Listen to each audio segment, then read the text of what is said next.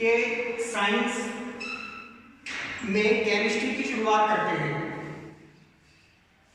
और क्लास 10 की अगर हम केमिस्ट्री की बात करें तो अगर हम डायरेक्टली चैप्टर अक्सर बच्चे पढ़ा करते हैं तो उन्हें प्रॉब्लम्स बहुत आती है और चैप्टर्स के बीच बीच में जो है उनको बहुत प्रॉब्लम्स आती है क्योंकि उनको चैप्टर्स की बेसिक नॉलेज जो होती है या वो पता नहीं होती।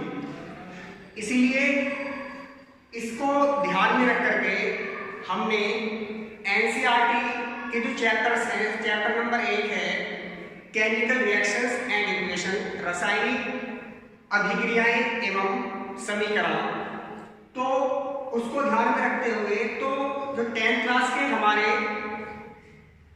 चैप्टर्स हैं उनकी बेसिक नॉलेज ना होने की वजह से अगर वो चैप्टर्स बच्चे अक्सर डायरेक्ट पढ़ते हैं तो बहुत चीज़ें उनकी समझ में नहीं आ पाती। इस चीज़ को ध्यान में रखते हुए हम थोड़ा 10th क्लास की केमिस्ट्री को स्टार्ट करने से पहले कुछ बेसिक चीज़ों के बारे में जानेंगे।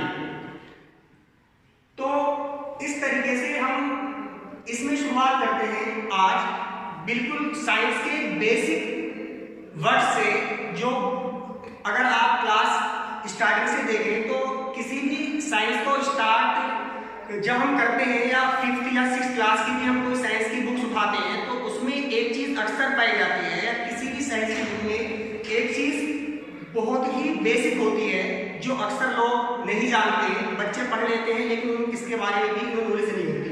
वो है पदार्थ। पदार्थ यानी इसको द्रव्य बोलते हैं, द्रव्य भी कहते हैं, इसे इंग्लिश में मैटर बोलते हैं, या द्रव्य या पदार्थ, बात एक ही होती है। आपने अक्सर किताबों के अंदर या बुक्स के अंदर पढ़ा होगा द्रव्य या पदार्थ वर्ड प्रयोग में आता है। इसका मतलब क्या होता है? अगर इसकी डेफिनेशन की बात करें तो पदार्थ का मतलब होता है यानी कि जो स्थान घेरता है, यानी कि जो स्थान घेरता है, वो जगह घेरता है और जिसमें द्रव्यमान पाया जाता है। द्रव्यमान मतलब यानी कि उसके अंदर वजन पाया जाता है, पदार्थ कहलाता है। यानी कि पदार्थ होने के लिए दो शर्त हैं, दो कंडीशंस आम तरीके से होती हैं। पहली है स्थान घेरना और दूसरा है द्रव्यमान यानी वजन का पाया जाना।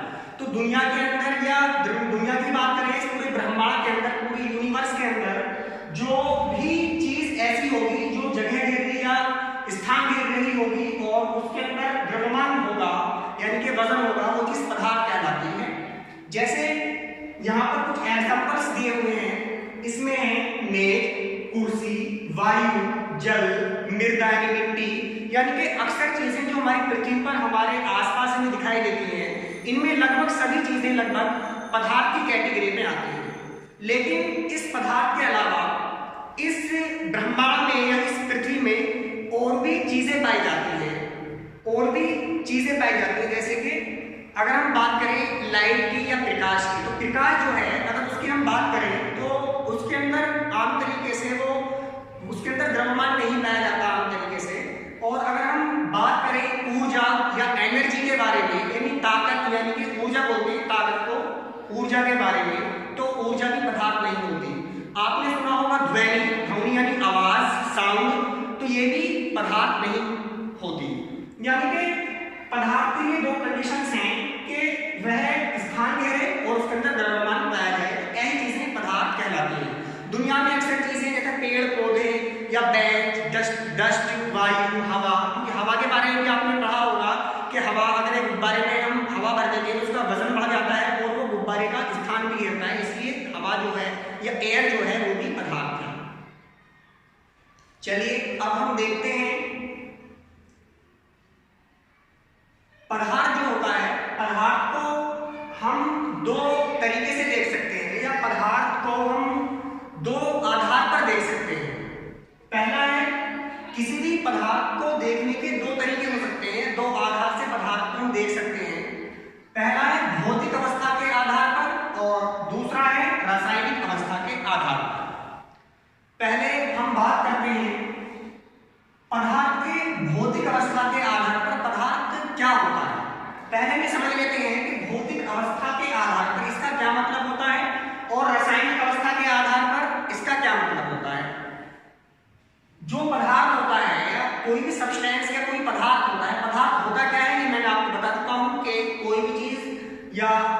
कोई भी वह चीज जो स्थान घेरे और उसके अंदर द्रव्यमान हो वो पदार्थ यानी वजन हो, पदार्थ कहलाता है। दुनिया के अंदर लगभग सभी चीजें पदार्थ होती हैं।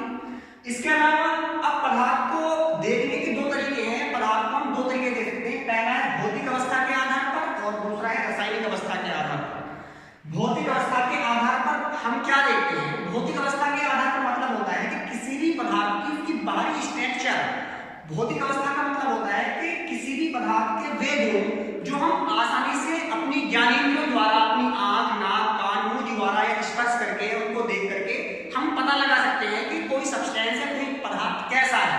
तो इस टाइप की जो प्रॉपर्टी होती है, इस टाइप के जो गुण होते हैं किसी पदार्थ के, इस टाइप के गुण जो होते हैं वो कहलाते हैं भौतिक अवस्था के आधार पर। इस प्रकार के गुण को हम कहते हैं भौतिक अवस्था के आधार पर। कैसे? जैसे हम पानी के संबंध में बात करें, जल के संबंध में बात करें, अगर मैं आपसे कहता हूं कि जो जल है उसका रंग कैसा है, उसका कलर कैसा है, तो अगर हम जल के संबंध में बात करें, जैसे पानी का रंग होता है, जल का कलर होता है, तो ये जो होता है इसमें कोई रंग नहीं पाया जाता। तो पानी जो होता है, जल जो होता है, उसको हम कहते हैं ये रंगहीन है, यानी कि इसके अंदर कोई रंग नहीं होता, या यह क्या होता है, कलरलेस होता है, इसमें कोई कलर नहीं पाया जाता। तो ये जो पानी का कलर है, ये पानी के रंग के बारे में हम कह रहे हैं कि पानी की भौतिक अवस्था है जो हम देख सकते हैं। ठीक है, जैसे कि अगर हम कहते हैं कि कोई पेड़ है, इसके पत्ते कैसे, तो हरे रंग के हैं, तो जो हरा रंग देखने में हम देख करके बता रहे हैं इसकी प्रॉपर्टी। जो भी चीज किसी को हम देख करके बता दें या छू करके बता दें, तो वो चीज क्या होती है, उसकी भौतिक अवस्था होती है। तो पदार्थ की आंतरिक से तीन अवस्थाएं होती हैं, तीन भौतिक अवस्थाएं होती हैं मुख्यतः। पहली है सॉलिड या ठोस बोलते हैं, आपने पढ़ा होगा बचपन से ही ये, और दूसरा है द्रव यानी लिक्विड, और तीसरा है गैस। तो पदार्थ को अगर हम देखें तो इस पदार्थ की आम तरीके से तीन स्टेट ऐसी होती है, तीन अवस्थाएं होती हैं जिनको हम आम तरीके से महसूस कर सकते हैं, उसको हम आम तरीके से आसानी से महसूस कर सकते हैं। कोई पदार्थ दुनिया के अंदर आम तरीके से तीन स्टेट पाया जाता है। भौतिक अगर हम देखें, भौतिक अवस्था के आधार पर अगर हम देखें या फिजिकली रूप में अगर हम देखें, पहला ठोस, यानी कि कोई पदार्थ दुनिया के अंदर ठोस होगा। ठोस पदार्थ होते क्या है वास्तव में? जैसे कि कागज होता है, कांच होता है, मिट्टी होती है, या हमारे इसके अलावा हमारा ईंट हो गई, या इस प्रकार की जो सॉलिड चीजें होती है, इस टाइप के पदार्थ क्या कहलाते हैं? ठोस कहलाते हैं, इस टाइप के पदार्थ। इसके अलावा जो द्रव होता है, ये द्रव है, द्रव के अंतर्गत वे पदार्थ आते हैं जो बह सकते हैं, जिनमें बहने का गुण पाया जाता है। इसके लिए एक शर्त आपको मैं बता रहा हूं, बहना भी दो टाइप्स का होता है, एक हवा बहती है और एक पानी बहता है। तो द्रव के लिए कंडीशन है कि जो ऊंची सतह से नीची सतह की ओर बहता है। जैसे पानी अगर आपने कहीं डाल दिया तो ऊंचाई से नीचाई की तरफ बहेगा, कभी ऐसे नहीं होगा पानी आपने डाला ऊपर चढ़ गया अपना पानी, तो अपना आप ही चढ़ेगा। तो अगर हमने ऊपर डाल दिया तो पानी क्या होता है, ऊंची सतह से नीची सतह की ओर बहता है। तो द्रव की एक पहचान यह है कि द्रव पदार्थ होते हैं जो ऊंची सतह से नीची तरफ बहते हैं। पदार्थ का एक स्टेट है, भौतिक अवस्था के आधार पर पदार्थ की स्टेट है द्रव। इसके अलावा जो पदार्थ की तीसरी अवस्था है जो हम देख सकते हैं दुनिया के अंदर, आम तरीके से महसूस कर सकते हैं, वो है गैस। दुनिया के अंदर जो हवा होती है, ये आपने सुना होगा, इस हवा के अंदर भी बहुत सारी गैसेस पाई जाती है, जैसे ऑक्सीजन है, नाइट्रोजन है। सबसे ज्यादा जो पाई जाती है हमारे एटमॉस्फेयर में वो नाइट्रोजन गैस ही होती है, और दूसरा स्थान ऑक्सीजन का आता है। तीसरा आपको पता होगा किसका आता है, तीसरा बता सकते हैं आप? ये आता है, आप बताओगे, कार्बन डाइऑक्साइड, जबकि ऐसा नहीं है। फर्स्ट नंबर पर आती है हमारी नाइट्रोजन जो 78 समथिंग है, और दूसरी आती है हमारी ऑक्सीजन जो 21% के करीब है लगभग, और तीसरा नंबर आता है आर्गन गैस का। आर्गन गैस AR का फॉर्मूला होता है, आप आज केमिस्ट्री में पढ़ोगे, आगे मैं आपको बताऊंगा। और तब जाकर के फोर्थ स्थान पर या फोर्थ नंबर पर कार्बन डाइऑक्साइड गैस होती है, जो कि 0.03% होती है।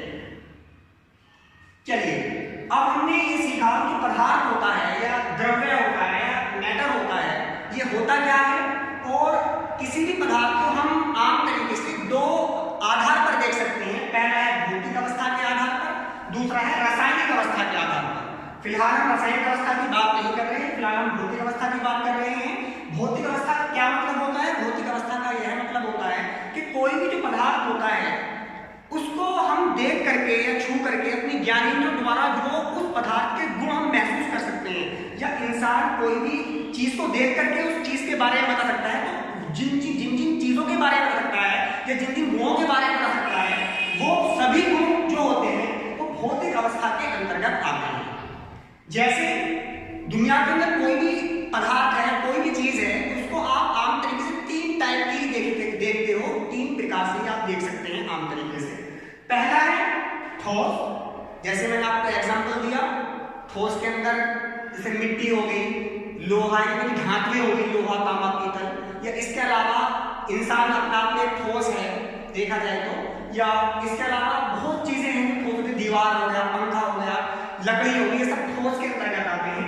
द्रव क्या होते हैं? द्रव पदार्थ होते हैं जो बह सकते हैं, जो बहने का गुण रखते हैं, लेकिन बहने की शर्त मैंने आपको ये बताई है, जो ऊंची सतह से नीचे सतह की ओर बहते हैं। अगर पानी आपने डाल दिया तो वो ऊंची सतह से नीचे सतह की ओर बहते हैं। अगर हम गैस के संबंध में बात करें तो गैस ऐसे पदार्थ होते हैं जो आम तरीके से विस्तृत हो सकते हैं, विस्तृत या ये भी बह सकते हैं, लेकिन इसका बहने का तरीका ये है कि गैस से चारों दिशाओं में बहती है। अगर गुब्बारा है, गुब्बारे के जैसे फोड़ दिया आपने तो बहेगी चारों तरफ बहेगी, लेकिन पानी का गुब्बारा है तो पानी का गुब्बारा आपने फोड़ दो, पानी हमेशा नीचे की तरफ बहेगा, तो ऊपर नहीं उड़ेगा पानी। तो हवा जो हमारी गैसेस होती है वो चारों दिशाओं में बह सकती है। लेकिन यहाँ के अंदर जितने भी पदार्थ होते हैं, दुनिया के अंदर जितने भी पदार्थ होते हैं, तो ये वास्तव में क्या होता है, ये छोटे छोटे कणों से मिलकर बने होते हैं, छोटे छोटे पार्टिकल से मिलकर बने होते हैं।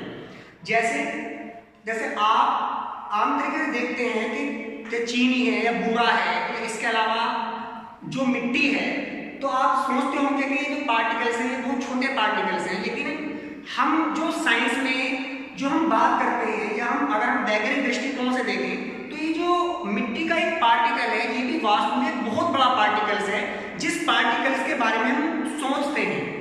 तो मतलब कोई भी जो पदार्थ है वह बहुत, जो उसके कण होते हैं, वो जो जिन कणों से मिलकर बना होता है, वो कण बहुत सूक्ष्म होते हैं। ये सूक्ष्म का मतलब बहुत छोटे होते हैं। जैसे अगर मैं बात करूं कि लोहे का एक टुकड़ा है, तो लोहे के टुकड़े को अगर पीसते जाएं, लगातार बारीक करते जाएं, तो एक कंडीशन ऐसी आएगी, बहुत बारीक हो जाएगा, लेकिन हम इतनी बारीक सोचते हैं कि ऐसा पार्टिकल जो हमारी आंखों से, जो हमारे नेत्र से भी दिखना बंद हो जाए, तो वो बिल्कुल हमारी आंखों से भी दिखना बंद हो जाता है। तो बहुत ही सूक्ष्म कण होता है, जिसको हम हाई लेवल की या इलेक्ट्रॉनिक सूक्ष्मदर्शी जो होती है, जो छोटी वस्तुओं को बड़ा दिखाती है, बहुत हाई लेवल की सूक्ष्मदर्शी से हम उस कण को या उस पार्टिकल्स को देख सकते हैं।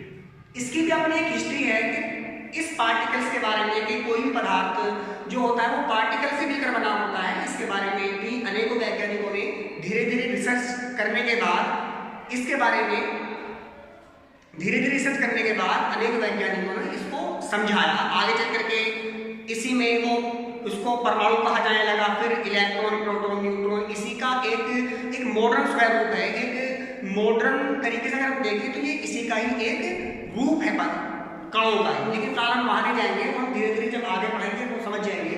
फिलहाल आप बिल्कुल बेसिक चीज से स्टार्ट करते हैं कि कोई भी पदार्थ या मैटर है वह बहुत ही सूक्ष्म कणों से मिलकर बना होता है, वह इतने सूक्ष्म होते हैं कि हमारी नेत्र से भी दिखाई नहीं देते। तो पदार्थ की भौतिक अवस्था है, 3 अवस्थाएं पाई जाती है, ठोस, द्रव, गैस। तो इनको आम तरीके से अगर हम डेफिनेशंस की बात करें, वैसे 10th क्लास के एग्जाम में या एनसीईआरटी के पेपर में ये चीज नहीं आनेगी, लेकिन फिर भी ये चीज बेसिक चीज है और ये 9th क्लास में पाई जाती है, और अक्सर बच्चे 9th में जो है अक्सर ये चीज नहीं क्लियर कर पाते। तो इसलिए मैं थोड़ा सा आपको क्लियर कर दूं।